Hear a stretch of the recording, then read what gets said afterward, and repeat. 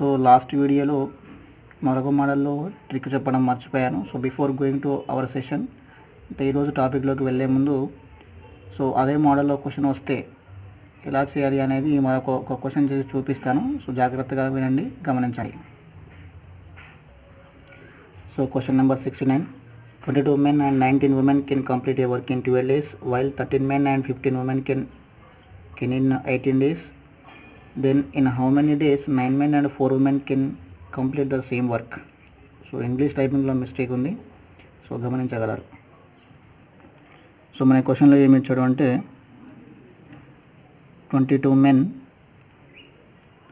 plus 19 women can do a piece of work in 12 days.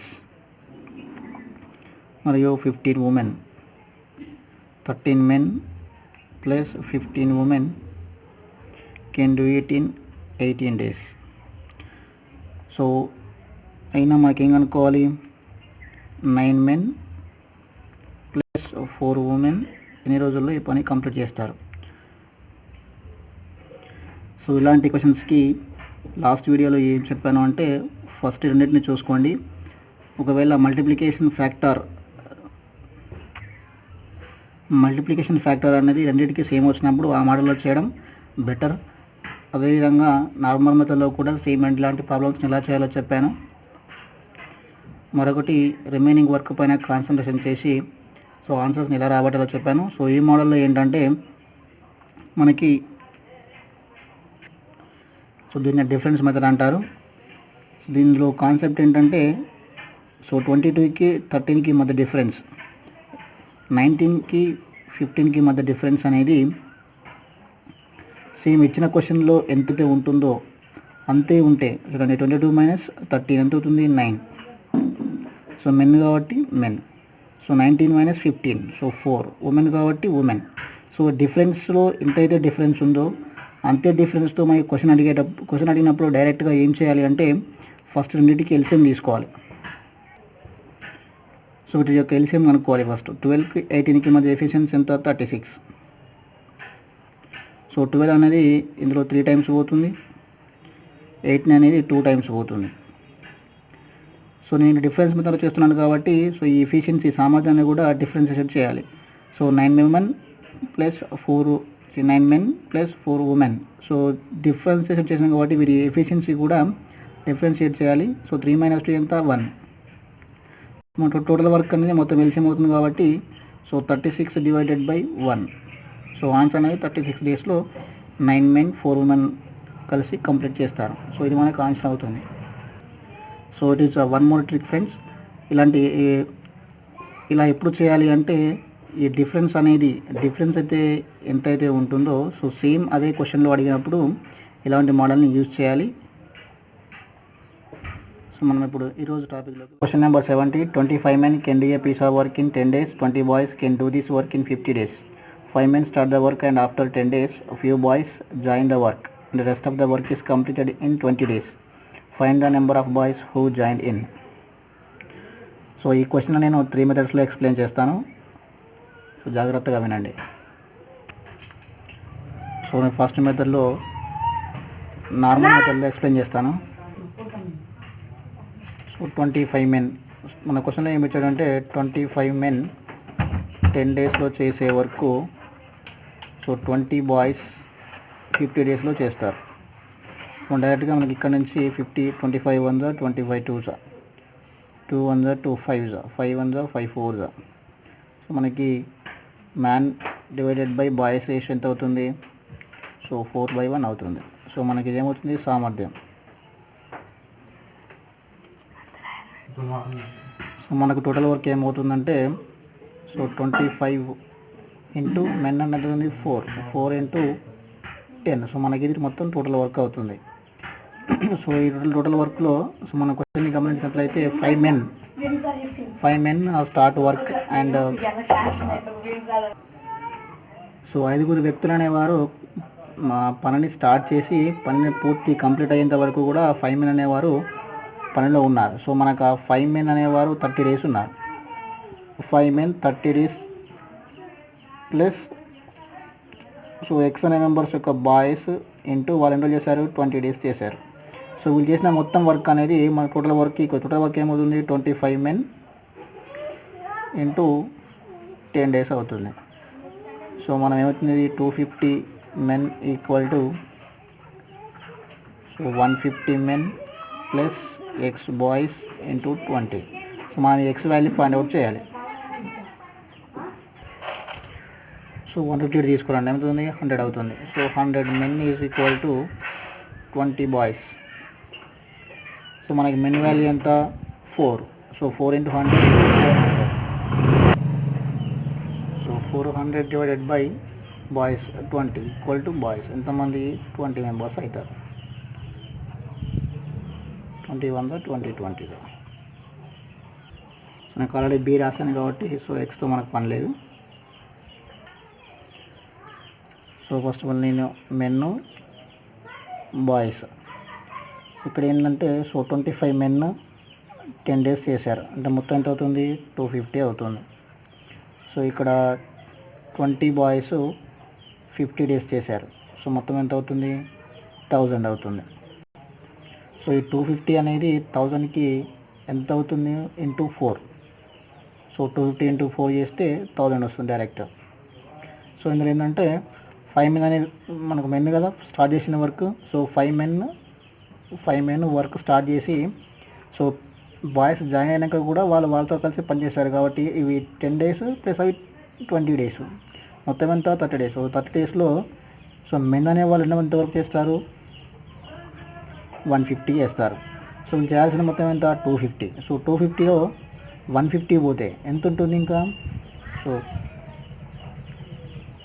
250లో 150 పోతే so 250లో 150 తీసేస్తే మనకు మిగిలేదంతా 100.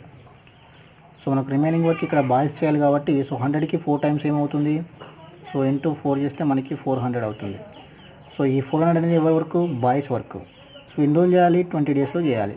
So మనకు మొత్తం అవుతుంది 21 20 సార్. సో ఎంతమంది అవసరం అవుతారు బాయ్స్ జాయిన్ అయ్యే వాళ్ళు 20 బాయ్స్ అనే వాళ్ళు జాయిన్ అయ్యారు. సో ఇది మనకు డైరెక్ట్ కాన్సెప్ట్ అవుతుంది. డైరెక్ట్గా ఆన్సర్ వచ్చేస్తుంది రా. ఏ క్వశ్చన్ థర్డ్ మెథడ్లో చేసినట్లయితే చూడండి. సో 25 men 10 daysలో ఒక వర్క్ని కంప్లీట్ చేస్తారు.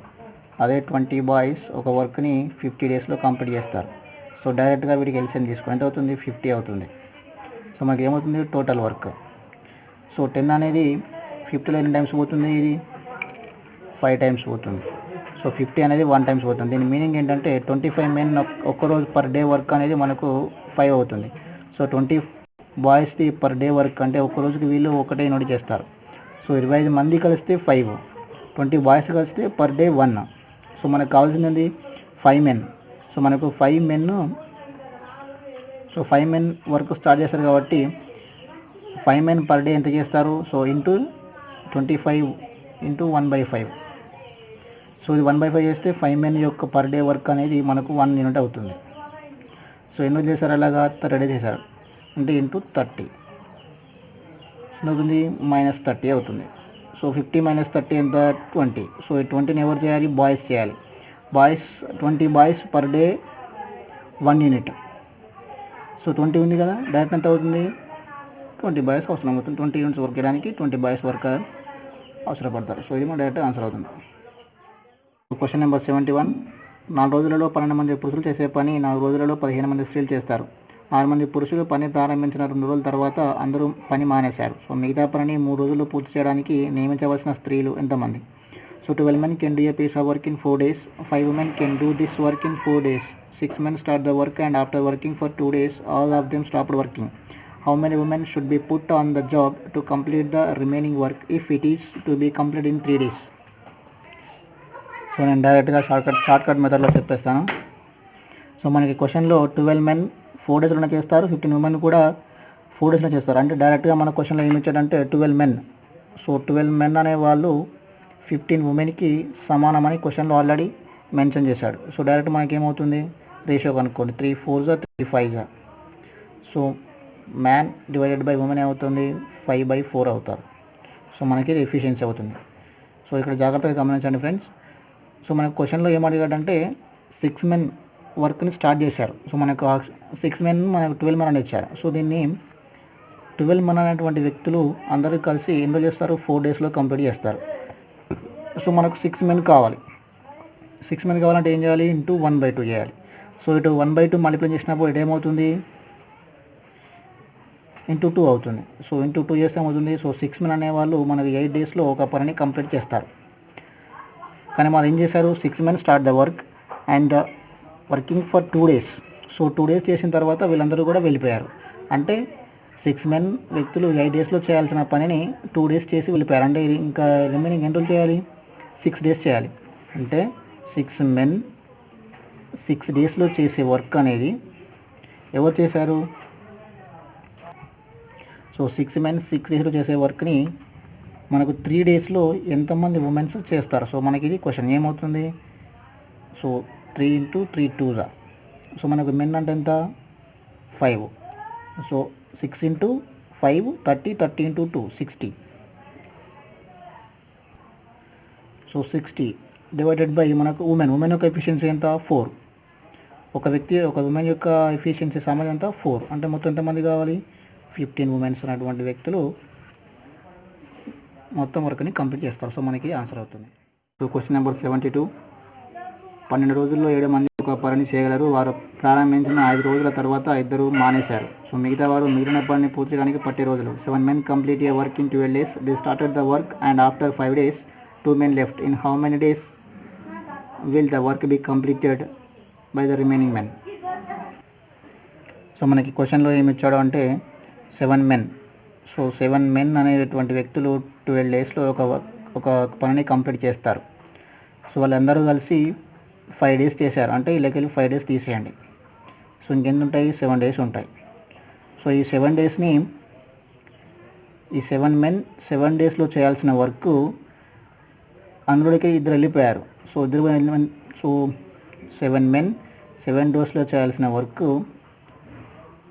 5 men ఎన్ని రోజుల్లో చేస్తారు? సో మనకి ఇది క్వశ్చన్. డైరెక్ట్గా ఏమవుతుంది? 7 × 7 49/5. So 5 9s 45. సో 9 4/5 అనేది మనకు డైరెక్ట్గా ఆన్సర్ అవుతుంది. సో మనకి ఇది డైరెక్ట్గా ఆన్సర్ అవుతుంది. So question number 73. Question number 73. 12 మంది 9 రోజులలో ఒక పని చేశారు. వారు పని ప్రారంభించిన 6 రోజుల తర్వాత 6 మంది అదనంగా పనిలో చేరారు. మిగతా పని 8 రోజుల్లో పూర్తవుతుంది. 12 men completed a work in 9 days. After they have worked for 66 days, 6 more men join them. How many days will they take to complete the remaining work? So మనకి ఇది క్వశ్చన్ అవుతుంది. సో మనకి క్వశ్చన్లో ఏమి ఇచ్చాడు అంటే 12 men. So 12 men can complete a work in 9 days. అయితే అందరూ కలిసి 6 days కంప్లీట్ చేశారు. అంటే అందరూ కలిపి మైనస్ చేయండి. మైనస్ చేస్తే ఏమవుతుంది? ఇంకా 3 days మిగులుతుంది. అంటే 12 men కలిసి 3 డేస్లో చేయాల్సిన వర్క్ని సో ఎక్స్ట్రా ఎంతమంది వచ్చారు?